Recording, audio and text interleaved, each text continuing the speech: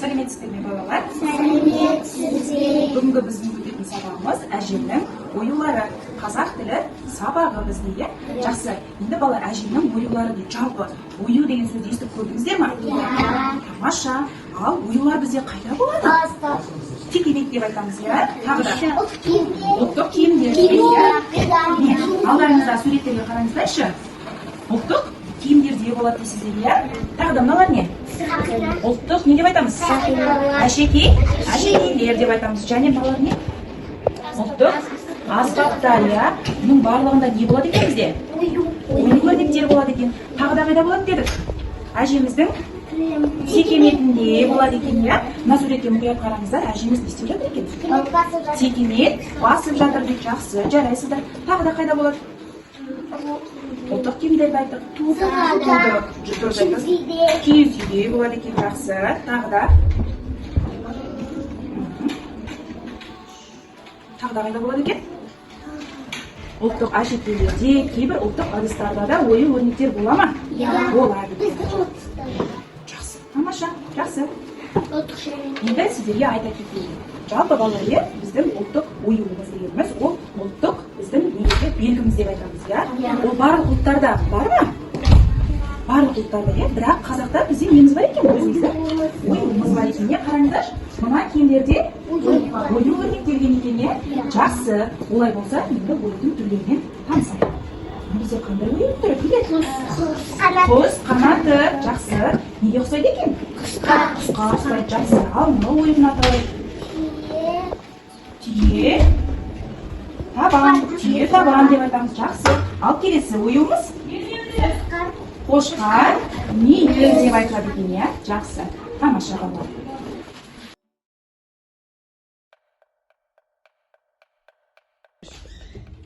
Енді балалар, келесі кезекте тапсырмаға берейік. Біз әжеміздің несін көрдік? Текеметін көрдік. Әжеміздің текеметінде нелер бейнеленген? Оюлар бар екен. Жақсы. Оюлар бірдей түсті ме, әлде әртүрлі ме? Жақсы. Олай болса, әжеміздің текеметін құрастырайық. Жақсы ма?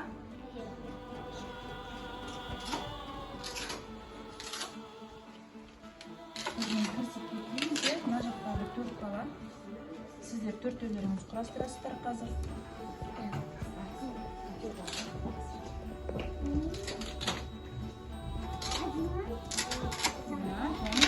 Сіздер мына текеметті құрастырасыздар. Ал қолдарыңызды созып, әжеміздің текеметін құрастырайық. Жақсы, иә? Ал енді кім айтады?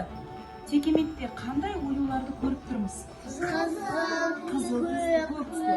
Ал енді оюдың атауын атайықшы. Қандай оюға ұқсайды? Қошқар мүйізге ұқсайды екен. Тамаша, иә? Дұрыс па балалар? Жақсы, тамаша. Олай болса, келесі тапсырмаға көшейік. Келесі тапсырма бізде пазл құрастыру дейді. Иә, жаңағы екі топқа бөлініп отырмыз ғой, сол балалар міне құрастырамыз пазлды. Бұл жерде де оюдың екі түрі берілген. Оюды құрастырамыз, атауын атаймыз. Түсінікті ғой? Ал кірісейік.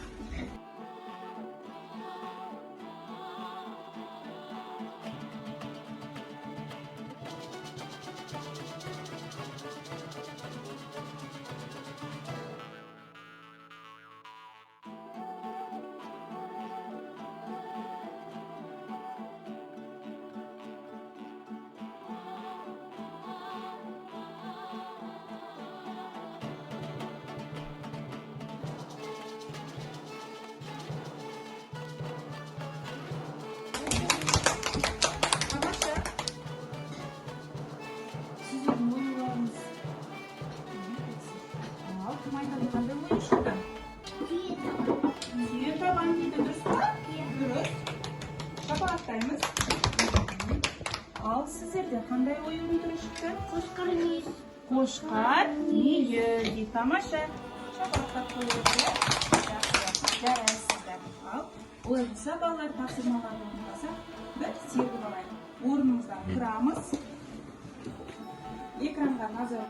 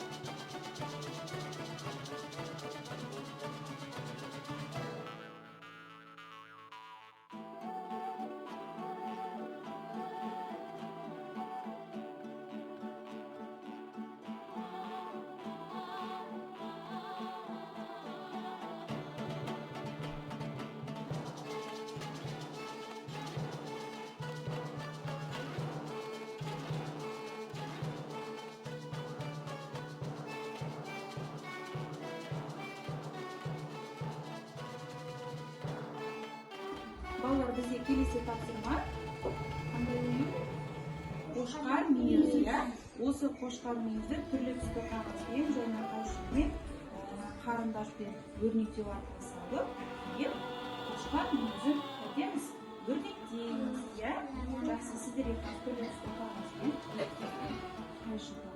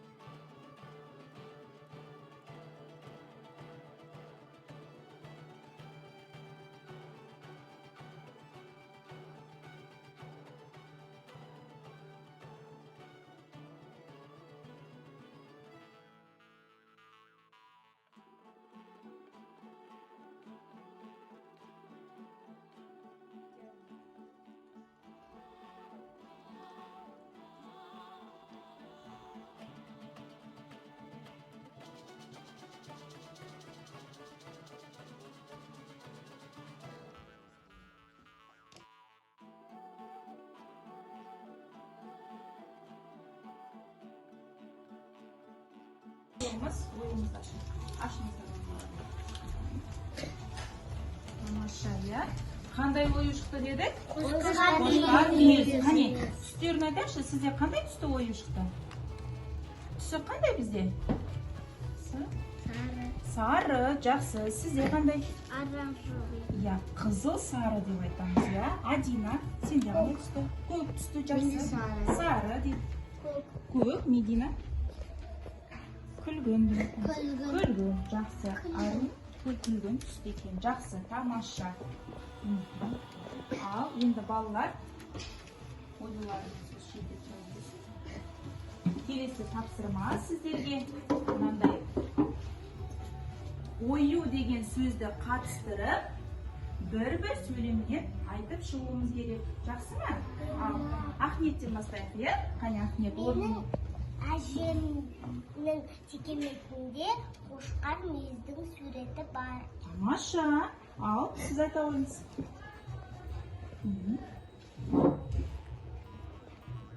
Иә. Ою деген сөзді қатыстырып айтамыз, иә? Жансөзді. Тудың. Иә. Шетінде ою бар. Ою бар дейді, жақсы. Мен ұлттық киімде ою бар. Келесі, Медина. Тұрамыз. Ұлттық аспапта. Менің ұлттық аспабымда ою Өрнектелген, жақсы, тамаша. Адина. Менің ұлттық киімде ұлттық ою бар. Жақсы, тамаша. Демек, балалар, ою деген сөзді білеміз ғой? Білеміз, иә? Олар қайда орналасады білеміз ғой? Білеміз. Сөйлеп құрастыра аламыз ба? Жақсы, тамаша. Енді келесі. Иә, бізде дұрыс айтасыздар, иә, төбемізде де ою өрнектер бар екен. Жақсы. Енді келесі сіздерге тапсырма, ең соңғы тапсырма. Бұл жерде балалар бізде екі түрлі ұлттың киімі берілген.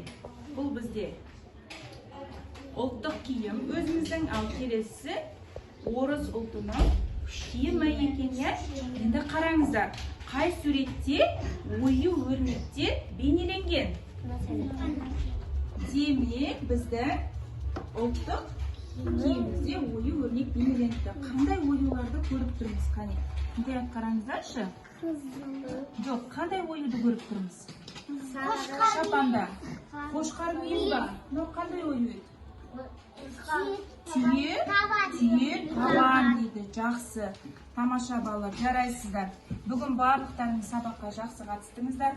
Оюдың түрлерімен таныстық, атауларын білеміз, иә? Жақсы. Енді сіздерге үйге тапсырма. Үйге барғанда әжеміздің оюлары деген тақырыпта әңгіме құрастырып келеміз, иә? Әжелерімізден, аналарымыздан ою жайлы ақпарат алып келеміз. Түсінікті ғой? Жақсы. Олай болса, бүгінгі сабақ өз мәресіне жетті. Сау болыңыздар.